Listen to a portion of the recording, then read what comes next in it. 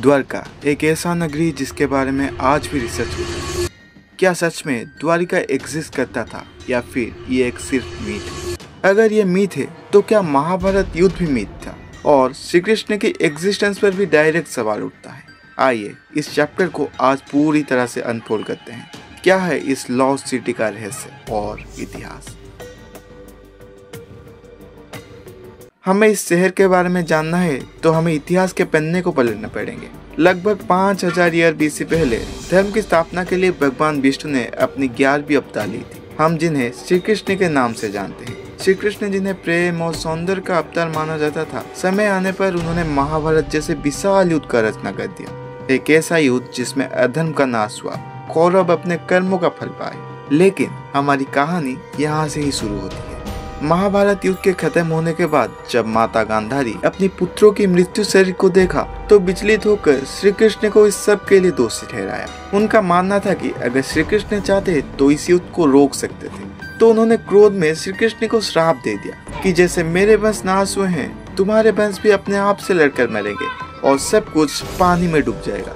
और कुछ ऐसा ही हुआ। महाभारत के युद्ध के कई सालों के बाद यदुवंशी अपने आप से ही लड़कर नाश हो गए। इस सब को देखकर श्री कृष्ण ने अपनी देह त्याग दिया और उनकी मृत्यु के बाद उनका शहर द्वारका नगरी पूरी तरह से समुद्र में डूब गया और गहराई में लीन हो गया। कई दशकों तक ये केवल एक मीथ और कहानी बनकर रह गया था और इस सच्चाई पानी में ही डूब गया था। लेकिन लेट 90s में कुछ हिस्टोलॉजी और आर्किटेक्ट ने इस रहस्य का सच्चाई जानने का कोशिश किया। उन्होंने सोचा अगर इसके पीछे इतने रोचक कहानी है तो इसे सही से रिसर्च क्यों ना किया जाए। इसलिए 19th सेंचुरी में डॉक्टर राव और NIO ने रिसर्च करने के लिए एक टीम बनाई और गुजरात के गहरे समंदर में डूब लगा दी। और यहाँ से ही कहानी एक और नया मोड़ लेता है।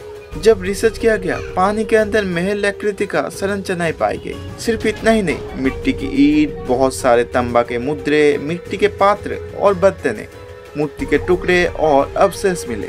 और ये प्रमाण दिया कि हाँ, महाभारत सिर्फ एक कहानी थी।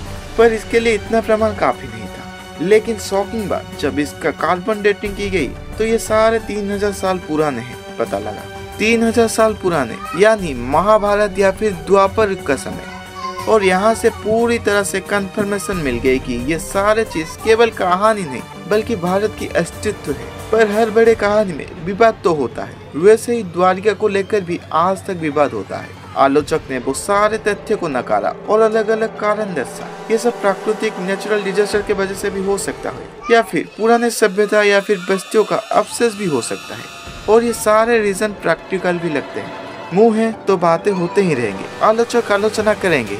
इसीलिए आज भी द्वारका का रहस्य पूरी तरह से नहीं सुलझा है। ASI और NIO जैसे संस्थाएं आज भी रिसर्च कर रहे हैं नए टेक्निक्स को यूज करके। और अगर ये पूरी तरह से साबित हो जाता है तो ये सिर्फ भारत के इतिहास में बड़ा खोज नहीं बल्कि विश्व इतिहास में अपना नाम दर्ज करेगा।